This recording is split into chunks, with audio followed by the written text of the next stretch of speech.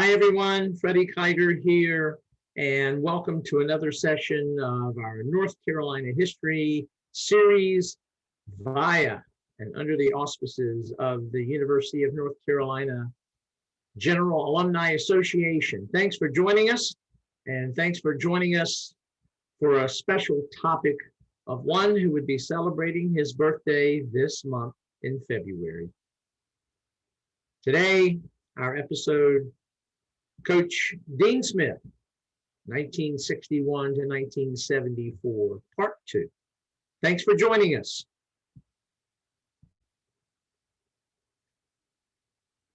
Up in Winston-Salem's dark and dingy Memorial Coliseum, Carolina, 6-5 on the season, squared off against a Wake Forest team led by a former Tar Heel, Bones McKinney. Headed into that game that night in early 1965, the Tar Heels were skidding 3 losses in a row to Alabama, Florida, and Maryland. But with a team led by senior Billy Cunningham and sophomore Bobby Lewis, many were certain that after 3 straight losses, the Heels would rebound. However, that expectation crumbled early on in that game. In fact, with 9:37 left in the first half, Carolina was 3 of 16 from the floor, and Wake led 28-7. Despite the fact that the Tar Heels won the second half, 58-57, and despite the fact that Cunningham set Memorial Coliseum records for an opponent with most field goals attempted, most field goals made, and most points, 35, the Heels, as a team, managed to tie a record of their own. Whipped 107-85, Wake Forest tied Indiana for the most points scored against Carolina by an opposing team in program history. And worse, their 4th loss in a row was to an in-state rival. Well, it was more than some could take. Needless to say, it was a long bus ride back to Chapel Hill. And 33-year-old Dean Edward Smith sat in the front of the bus. His overall record now as head coach of the Tar Heels, 41-33. Yet that stat never entered his mind, for he was already thinking of how to prepare for 8th-ranked Duke 2 days later over at their place. Lost in thought, the bus pulled up in front of Roland Gym, and Smith noticed some students had gathered across the street, about 100 of them or so, all in front of Winston Dorn. It was his assistant, Ken Roseman, who saw what awaited the team bus on the other side of the street. Roseman blurted, "Look, they're hanging you an effigy over there." Smith turned. It had a long nose. It had to be him. He didn't move. His head, collision of confusing thoughts and emotions. However, there was no confusion with senior Billy Cunningham. He was furious. Smith got up to address his team. They had played 2 games in 3 days. They had 48 hours to prepare for Duke. They were tired, so he gave them a day off. He said, "There will be no practice tomorrow, but I want to meet with you individually. See a manager for the time, and be sure to be in class tomorrow." He got off the bus and walked to his car. He never saw Cunningham leap out of his seat. He never saw his senior rip the hanging effigy down. He never saw the rest of his team file off the bus and walk by the effigy now torn to the ground, each player and manager ignoring it. For Coach Dean Edward Smith, it was the low point of his head coaching career. It was a time and episode that more than likely never entered his mind back in August of 1961 when he inherited Frank McGuire's head coaching position. Coach Smith believed he was ready, that he could coach. But the task was daunting. His first team had lost 5 of their top 8 players. 2 Ken McComb and Yogi Poteet had been declared academically ineligible. 3 had graduated. 2 of them, Doug Moe and York Larisi, were All-Americans. A 3rd graduate, Dick Kepley, had been the team's starting center. And the freshman team from last season had gone only 8-14 against other ACC teams. Yet his first team went 7-7 in the ACC and 8-9 overall. And he thought it one of the hardest working teams he had ever had over the course of his 36-year head coaching career at Carolina. More than likely, their names, for many today, forgotten. But they were important building blocks for Coach Smith's and Carolina's future. Yes, Larry Brown, Donnie Walsh, Charlie Schaffer may instigate nods of recognition, but that team also included Mike Cook, Richard Benroot, Jim Huddock, Art Katz, Dieter Krause, Pepe Callahan, Jim Donahue, Brian McSweeney, and others. Collectively, it will always be Coach Smith's first team as a head coach. He remembered their savvy and work ethic. And to illustrate, once during an intra-squad scrimmage, 9 guys got on the floor for a loose ball. As that team's record indicated, the regular season schedule consisted of only 16 games. Smith canceled every game with a non-conference opponent that he believed his team could beat. He kept only 2 games against Indiana and Notre Dame. The season began with a scrimmage against Belmont Abbey, then coached by a tough New Yorker by the name of Al McGuire. At the scrimmage held in Woolen, play was physical. Facing a man-to-man defense, one of McGuire's young guards was really bothered, and after yet another turnover, Al, who sat in the stand, shouted, "If you lose the ball one more time, I'm going to come down there and kick your..." You can fill in the blank. Of course, the kid turned the ball over almost immediately. And true to his word, McGuire came down and chased the kid all around the building and caught him. Al McGuire was the consummate salesman. To draw students to games at Belmont Abbey, he gave away free ice cream sandwiches. Like Frank McGuire, Al, no relation, loved to comb the New York City playgrounds and whisk players south. He got a fine left-handed guard by the name of Jimmy Sparrow.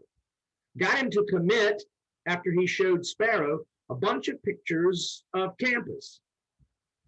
The campus was Duke's campus. And after Sparrow arrived at Belmont Abbey, he asked McGuire, what about all those pictures he had seen? Where's that part of campus?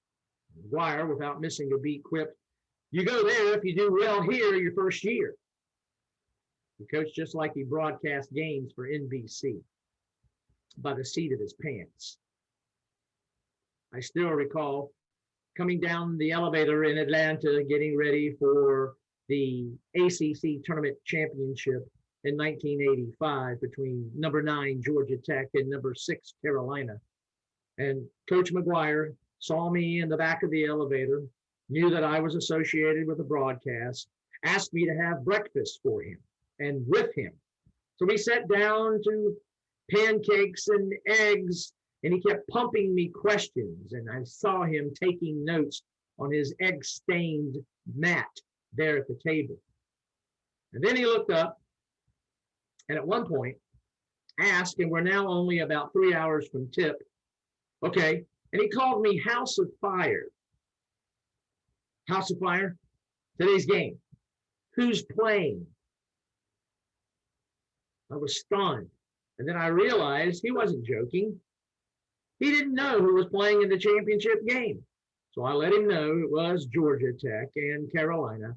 And then we proceeded to go down the lineups where he wanted like 3 or 4 descriptive words for each player.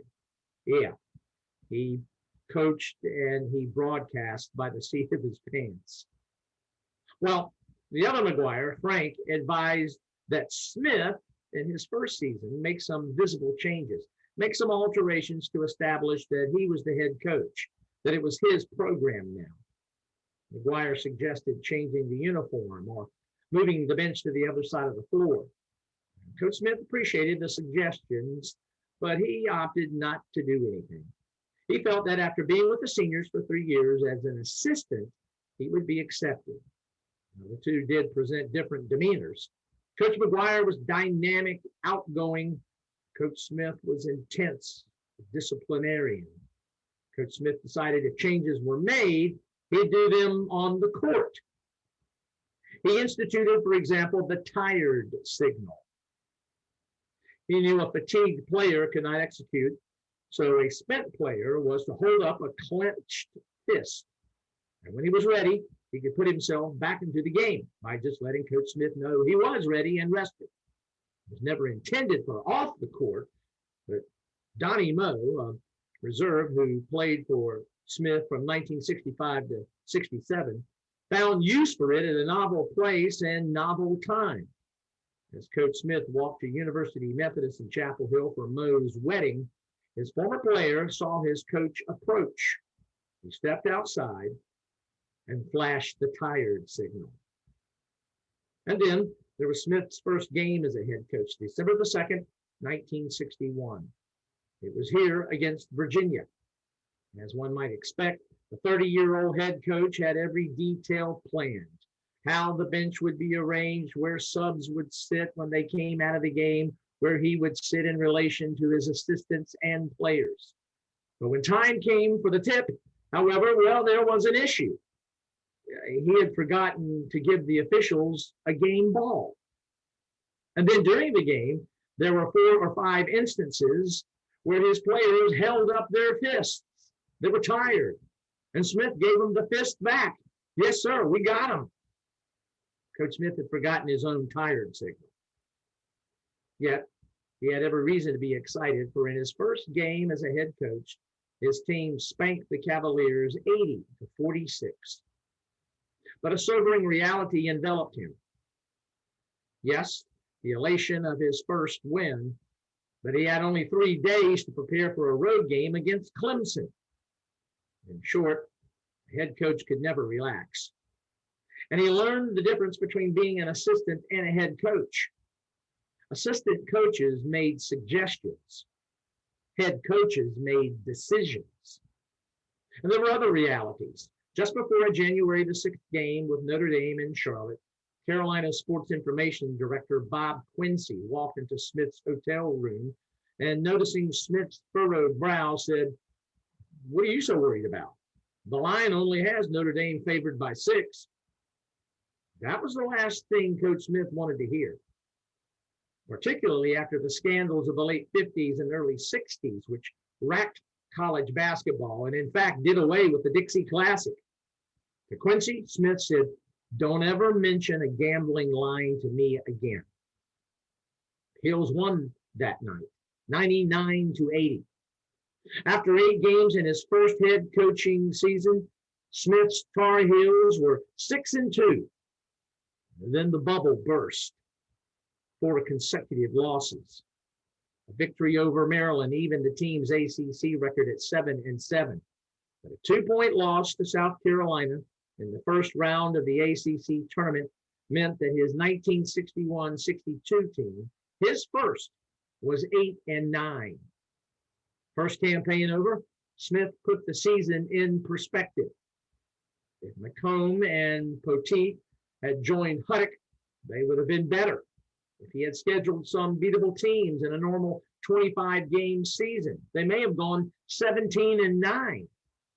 He felt relatively good about his first season, but realized there was so very much to do, and he would be equal to the challenge. Over the span of the next 35 seasons, Dean Edward Smith would never have another season in which it was a losing season. Never. From 1962 to 63, there was improvement, and this sophomore contributed mightily. When Billy Cunningham came to Carolina, he was 6'4½". He grew 1.5 inches while here. At the point was returning Letterman senior Larry Brown. Like a weather vane in a swirling wind, he could 1 minute be quite soulful and reflective, and the next combative. And then there was Charlie Schaffer, who was a 6'3" walk-on. Originally recruited for football, he tore up his knee and opted to try out for basketball. And as you can see from the yakety-yak image, he played with a knee brace, and he helped to develop a pattern of walk-ons who contributed to the program. And this team saw the return of Hendersonville's 6'1" Yogi Poteet, who shot the ball well from the perimeter. He excelled at perimeter defense. And then there was 6'3" Mike Cook from Mount Airy, who was Smith's first man off the bench.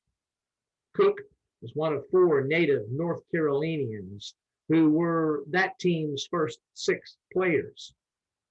Season started with wins over Georgia, Clemson at home, and South Carolina down in Columbia. Then gave a 2-game measuring stick for the season, road games at Indiana and Rupp's, Kentucky. Smith admitted that at this point he was naive about scheduling, but he did have an ulterior motive when he scheduled Indiana on a Saturday and Kentucky 2 days later in Lexington. It would be something he used for the rest of his career. Play tough games in December and play some of them on the road. Playing strong teams revealed weaknesses, and those could be worked on before the conference schedule began, and even more importantly, before the ACC tournament. Remember then, the ACC tournament was not some polo and golf, sip wine and munch on crumpets at Pinehurst affair. It was a 3-day, nail-biting, sweat-infused, gut-wrenching, heart-pounding, emotional roller coaster ride that meant no matter what you did throughout the season, you lose in the tournament, then played in Reynolds Coliseum, and you wash the jerseys, you go home, and you stare at the ceiling for several nights wondering what might have been. Well, back to the 2 road games against IU and Kentucky. If Coach Smith wanted weaknesses exposed, he got his wish. IU's Tom and Dick Van Arsdale had a field day, and the Heels took a beating, 90-76. Steaming on the bus all the way from Bloomington to Lexington, Coach Smith fumed, and not only about the whipping, but the fact that 2 of his players had missed curfew the night before. He got into their kitchen big time and debated whether either should play against the Wildcats. At Kentucky's Memorial Gym, a capacity crowd awaited. In the locker room, the Heels looked nervous. Larry Brown was so bothered, he actually broke out in hives. Smith was calm, outlined the strategy for the night. The Heels would play a box and 1. 4 guys would play zone, and Yogi Poteet would follow Kentucky star Cotton Nash everywhere on the floor. Once in the flow of the game, all the nerves went away. Poteet took Nash out of the game, holding him to a 3 for 12 night from the floor. Brown poured in 19, Poteet 17. Walk-on Schaffer went 5 for 5 from the floor and tallied 15. And Cunningham had double 13s, 13 points, 13 rebounds. Final score, Heels 68, Kentucky 66. After the game, Charlie Schaffer sought out Smith in the locker room and said, "That was the greatest game of basketball anybody ever coached." Smith, though quite aware of the hyperbole, appreciated his walk-on's comment, but there was something more, something deeper that truly touched him. His team trusted him. It was a moment in his career he never forgot. That 62-63 team went on to a 15-6 record and a 10-4 mark in the conference, which placed them 3rd. Had the tournament format been like today, that team would have had a fairly high seed in the NCAA. Oh, before we move on, a moment that season that reaped great fruit down the road. It was at practice, preparing for powerful Duke. The last time the Heels played them, Vic Rubus's Blue Devils used a half-court zone press, as you see here in this diagram. Allow the offensive player to dribble across midcourt and then jump in with a double team while all the other players resort to switching and covering their prospective spots on the zone floor in the front court for the offense. To attack that type of defense, typically an offense sends one player to each front court corner with the center at the foul line. Yet on this day, Smith applied a wrinkle. Looking to give his offensive set a little more firepower, he put his best ball handler at the free throw line rather than the center. This, the positions you see in this image in yellow, is what we would see a whole lot of in the future. Back to that practice. Smith huddled his defense in this intra-squad game and told them to show zone press, but then once the ball was inbounded, switched to a half-court man-to-man. He wanted to see if his point guard, Larry Brown, would recognize the change. Well, it was a eureka bar of the soap in the tub moment. Brown did not recognize the defensive switch, but he did recognize a scoring opportunity when he saw one. He put the ball on the floor, drove by his man, and passed the rock to a teammate who broke to the basket and scored on a layup. And it dawned on Coach Smith that his team could use this offense against a man-to-man defense, as well as the more common usage against a half-court zone press. In fact, he further reasoned it would work against any defense. It would be an effective offensive strategy when players were in foul trouble, and particularly Carolina had the lead. You know what's coming here. Coach Smith was getting his head around the four corners offense. Now, we must make clear that Coach Smith did not invent it. He tailored it. But no question, not only tailored it, he perfected it. And though we will always connect four with Phil Ford running that offensive scheme, Coach Smith actually began using it during the 1965-66 season. It seemed that things were on the upswing. Fate has a way of testing each and every one of us. To quote Coach Smith, he was about to enter one of the darker periods of his professional life. In his third season, 1963-64, Carolina went 12-12, and with a 6-8 record in the conference, finished fifth. Note, for the rest of his career, his teams would never finish lower than third in the ACC's regular season. That is unbelievable. And to qualify that, as low as third only 4 times. He admitted that after his point guard, Larry Brown, graduated, he did the worst job of coaching of his career. He noted 2 big mistakes. He never settled on a starting lineup, and he tried too hard to make Billy Cunningham an All-American, which he did achieve. The shuffling of the lineup confused players, and too much was asked of the Kangaroo Kid. And then there came the reality expressed by North Carolina State's Everett Case, who warned Smith that after the university's self-imposed limitations, Carolina would suffer a few seasons down the road. Thanks to recruiting sanctions, Carolina's limited schedule, and Smith's self-admitted newcomer status in recruiting, the program went into a stall. Yet in 1963, there was one recruiting success story. A kid out of St. John's Academy in Washington, D.C., Bobby Lewis. He could jump out of the gym. He was a great scorer. His host for his official visit was senior Billy Cunningham. And the next year, there was another program building catch. Chiseled, great-looking kid from Catasauqua, Pennsylvania, Larry Miller. He was 6'4", built like a slab of granite. It was Smith's assistant, Ken Roseman, who played here at Carolina and was, from 1961 to 1965, Smith's first assistant coach. Highlighted here, it was he, Roseman, who visited the Miller home up in Pennsylvania 3 times, sitting with Larry's father, Julius, sipping beer and hanging out. 3 visits, sipping beer and hanging out. You see, Miller was supposed to be headed to Duke, but Roseman kept visiting, sipping beer and hanging out.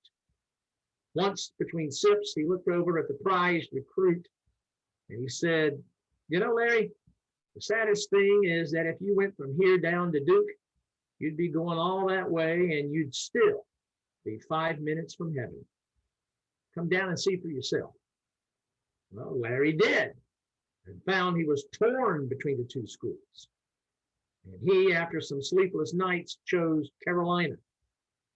2 notes from the recruiting coup. For the first time, and Ken Roseman sipping and hanging out.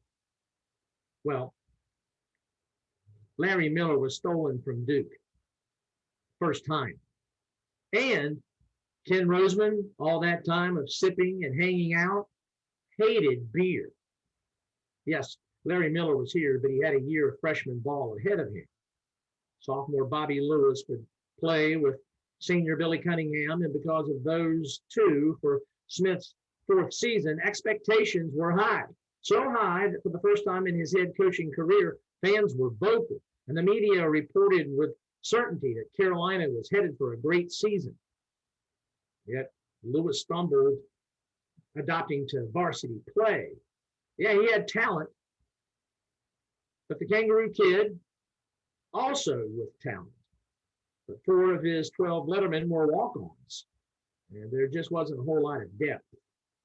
Still, by the middle of December, the Heels were 6-2, and then, as we noted earlier, 4 straight punches in the nose.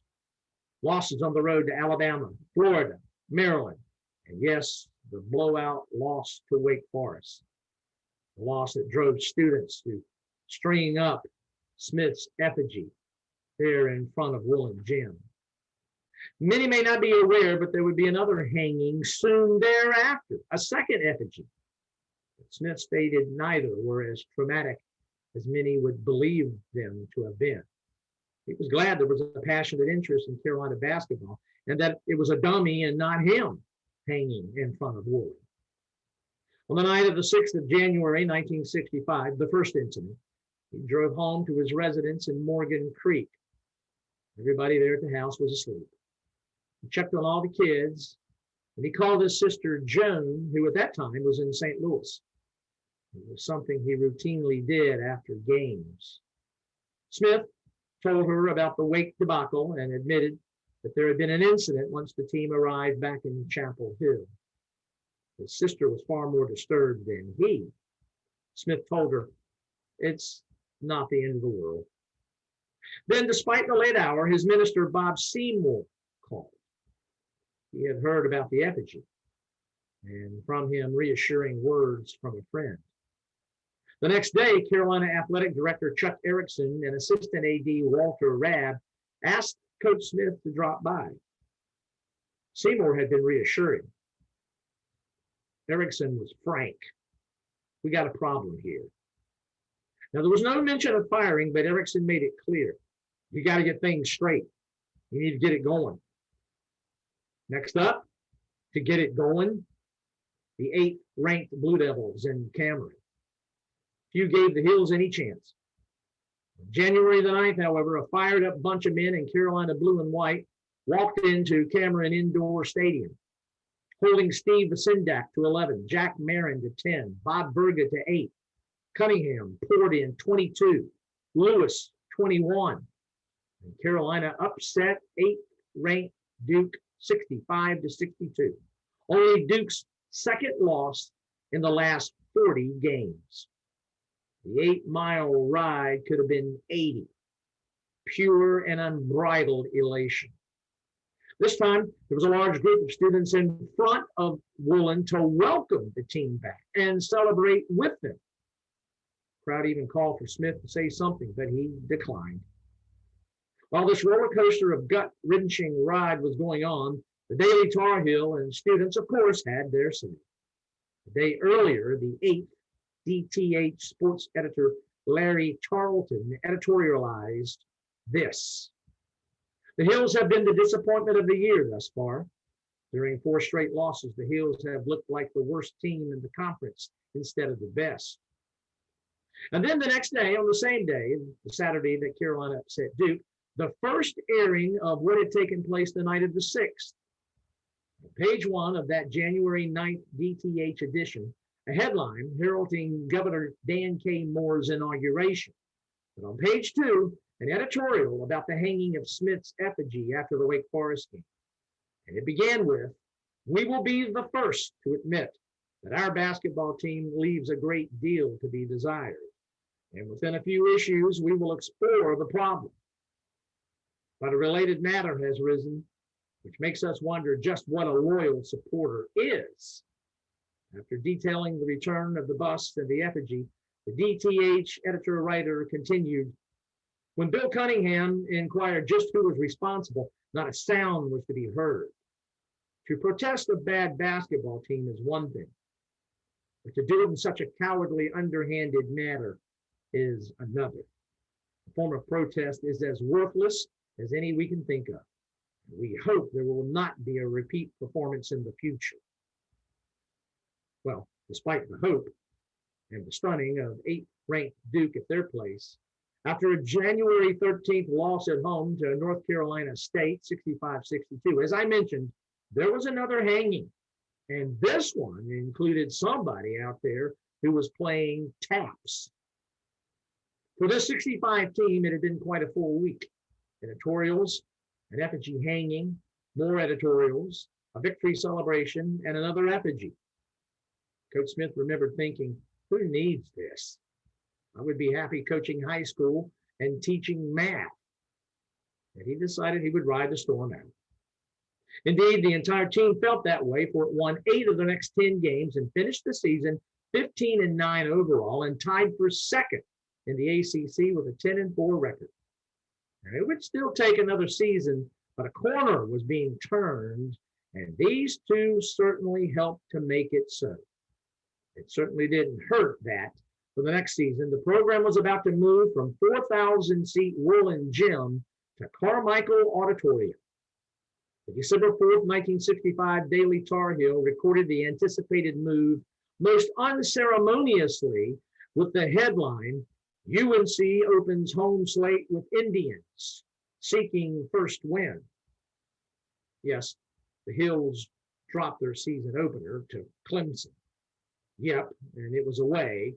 84-74 was the score. The Indians, Southern Conference preseason favorite William and Mary, who had opened their season with a victory over Virginia 93-82.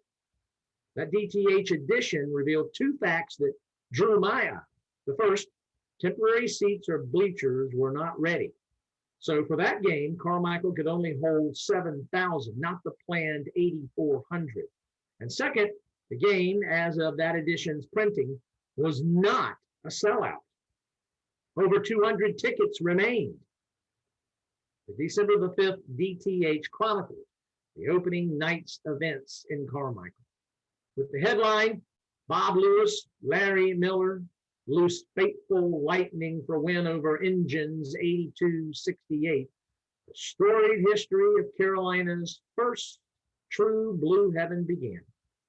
The L&M boys combined for a total of 56 points and 20 rebounds. Lewis had 34, Miller 22. And while the Hills never trailed in its Carmichael opener, there was another game, one before the varsity matchup. Carolina's freshman team, the Tar Babies, coached by former Tar Heel Larry Brown. And on this team, a few names that I think you will recall: Rusty Clark, Dick Grubar, Gerald Tuttle, Joe Brown, and Bill Bunting. They smashed the Brevard Panthers 82-70. And finally, for the inaugural in Carmichael Auditorium, a few particulars. That opening night for the varsity at 8 p.m. came after 5 years of planning. Construction spanned 1.5 years. Cost $1.8 million. And it would not have come from the 1963 General Assembly unless the building was multifunctional. That's why it was called auditorium. There was to be 8,400 seats, 6,600 permanent, 1,800 bleacher. It was named for UNC Dynamo William D. Carmichael Jr., who not only played basketball here at Carolina, but served as the school's business manager and subsequently as vice president of the Consolidated University. back to a head coach that later would have an arena named for him. With the departure of assistant coach Ken Roseman for Georgia, Coach Smith began the 65-66 season with two new assistant coaches, Brown, as we alluded to, and New Yorker John Lotz. The dapper Lotz played at Baylor and East Texas State, joined Coach Smith for what would be a most successful 8-season tenure. For the season, two-time All-American Cunningham was gone. And to replace his rebounding prowess and scoring firepower, Carolina had to find a way for Lewis and Miller to score. In other words, use a three-forward offensive scheme. The answer? Spread people out, and that meant particularly when ahead, use four corners. That team beat Ohio State and Columbus using the four corners. But everyone of that era remembers its usage in the semifinals of the ACC tournament. Carolina had lost twice that season to a Bubas-led Duke team that used a Duke zone defense. For a chance to make the ACC finals, Coach Smith opted to slow the game down and draw them out. Conversely, Bubas told his team to be patient and stay put. Halftime score in Raleigh, Duke 7, Carolina 5. The Heels took only 5 shots in the first half. Reynolds Coliseum was alive with boo-birds. Though, as Coach Smith put it, we didn't want a good game. We wanted to win. A free throw by Duke's Mike Lewis sealed Carolina's fate 21-20. The March 5th DTH recounted one lousy point. A bitter ending to a bittersweet season. Smith's 5th season finished 16-11 and 8-6 in the conference. Good enough for a tie for 3rd place. But in the wings, some anticipation for several Tar babies was going to be a part of the Tar Heels next season. After 5 seasons, his Carolina teams were 66-47. For the conference, 41-29, which was 3rd best in the league over that span. And only one game behind Wake Forest, who finished 2nd again in that span. But as Coach Smith noted, even more important than the wins and losses, he proudly remembered that of the 40 players who lettered on those first 5 teams, 68% of them went on to get at least a master's degree. And every one of those 40 received an undergraduate degree, every one. Their contributions, their commitment, and loyalty built the foundation for the success that was about to come. 3 straight ACC regular season titles, 3 straight ACC tournament titles, 3 straight NCAA Final Fours. No question, the recruiting of a class to complement Bobby Lewis and Larry Miller provided impetus for not only greatness, but the true test of a successful program, consistent greatness. Larry Brown and John Lotz were co-architects. Brown lit up every living room he visited, and Lotz knew which buttons to push for motivation. Their chemistry captivated Schenectady, New York, Dick Rubar, and 6'11" Franklin Rusty Clark of Fayetteville. Smith's first acknowledged big man. And then there was New Bern's Bill Bunting, who towered at 6'8". And then there was a 6-footer from London, Kentucky, Gerald Tuttle, and 6'5" Joe Brown from Valdez, North Carolina. That 1965 recruiting class was remarkable. Early on, in a matchup with the varsity, they snared people's attention. Coach Smith enjoyed this game, for he thought it provided powerful motivation for first-timers to work hard and improve after the expected waxing by the varsity. But not this time. The freshmen beat the varsity and in front of a fairly sizable crowd. Smith was uncomfortable with the win, for he believed it may have sent the wrong message. So he arranged a second game where the varsity got revenge. In part, thanks to that unexpected win by the freshmen in the first exhibition, Coach Smith ended the freshman varsity scrap and replaced it with the blue-white game. hodgepodge of everyone on separate teams. With those sophomores in the mix, the 66-67 team was poised for great things. And that's where we'll end part one of our session this particular time. We'll pick up with that season when we get back to Coach Smith, part two, when next we get together very, very soon. Thanks for joining us, and hope you'll tune back in, if you will, for Coach Smith 1961 to 1974, part two.